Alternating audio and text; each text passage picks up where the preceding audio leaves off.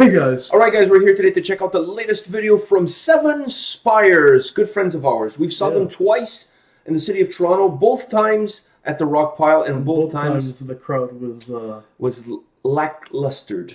Not to no fault of theirs. No, it was just lacking. Yeah, these guys deserve bigger crowds. Having said that, next year, 2020, is going to be a big year for 7 Spires. This video, I believe, is from a song that's coming out with their new album. The name of the song is Succumb. They have a new album coming out in February of 2020. They're one of the bands that's giving us one little nugget before the album comes out in the new year. But it's going to be a big year for 7 Spires in 2020.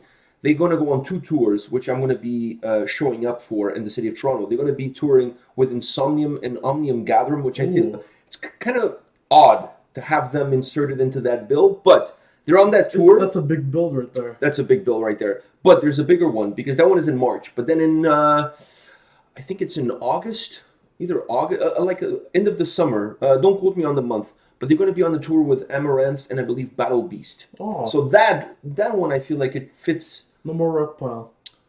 They've graduated from the Rock Pile. They've moved on to bigger and better places, I must say. Which I'm really happy for them. Yeah. Because to me, they're a band, they have so much talent. They deserve bigger audiences, bigger venues. The shows we attended when they were playing in the Rock Pile, I was always wondering, they don't deserve to play for 12 people. To quote a friend of mine, they deserve butter. Yeah. They definitely deserve better than what they got at the Rock Pile. But it was a nice way for them to get their feet wet. Yeah. Was their get a few tours under their belt, know exactly what to expect on the road. I'm really looking forward to meeting up with these guys when they come to Toronto next year twice after releasing their brand new album. So I'm gonna have to chat with them about that new album once the album comes out. But anyways, 7 Spires Succumb. Are you ready for this? Yeah. All right. By the way, for those of you that don't know, this guy's a big fan.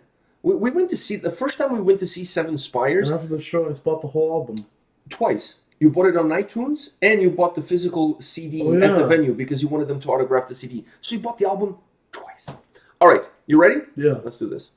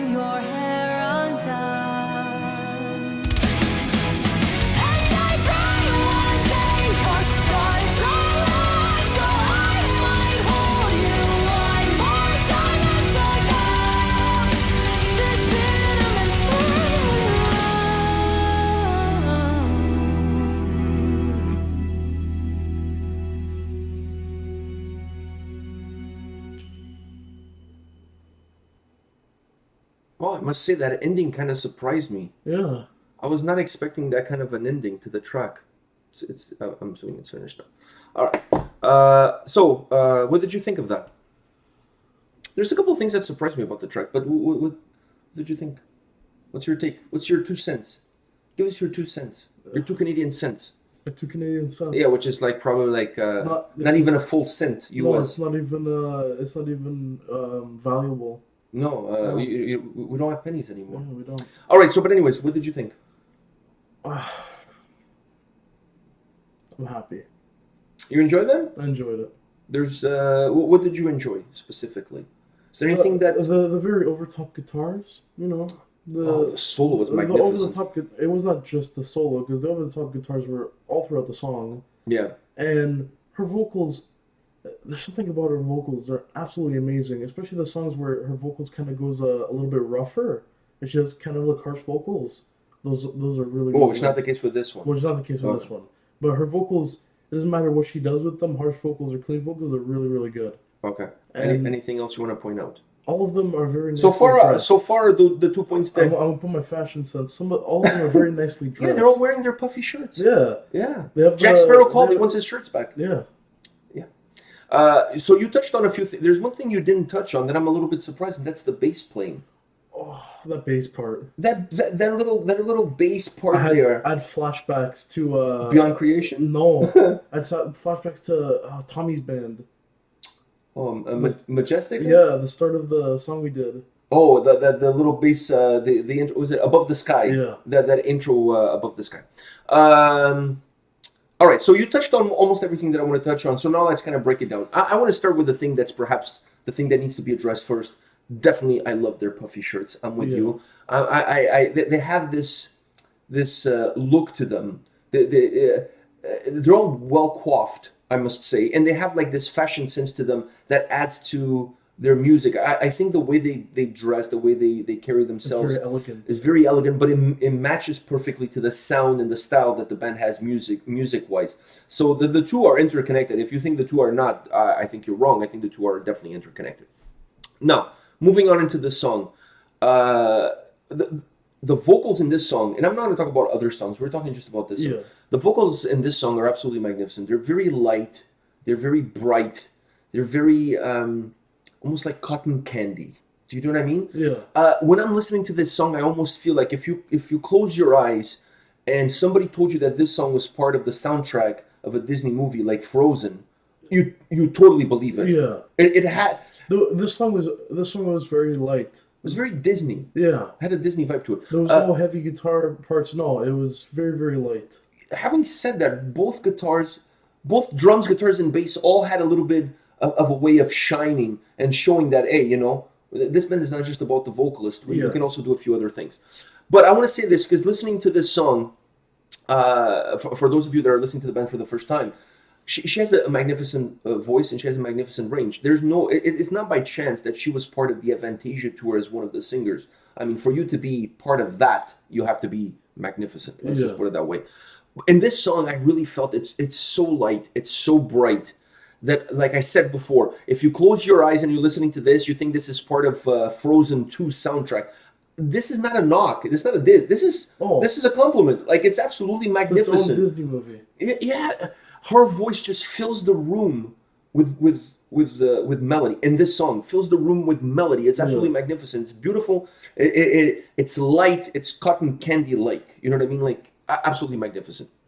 So moving on from that, because I think that's something we both agree on. You didn't mention the bass. How can you not mention the bass? That little portion when I was there. talking about over the top guitars, I kind of the bass was just.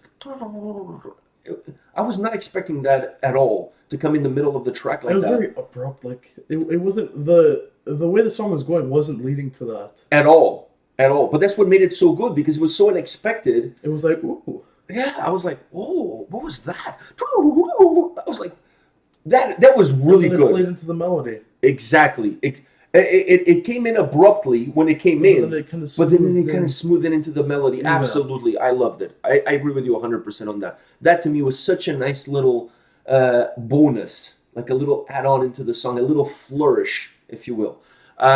Last but not least, I really want to talk about the drums, because Bands like Seven Spires, sometimes the drums kind of get forgotten because everybody concentrates on how beautiful the vocals are and the over-the-top guitar solos, which we haven't talked yet, and we kind of forget about the drums. But the drums on this track are really good.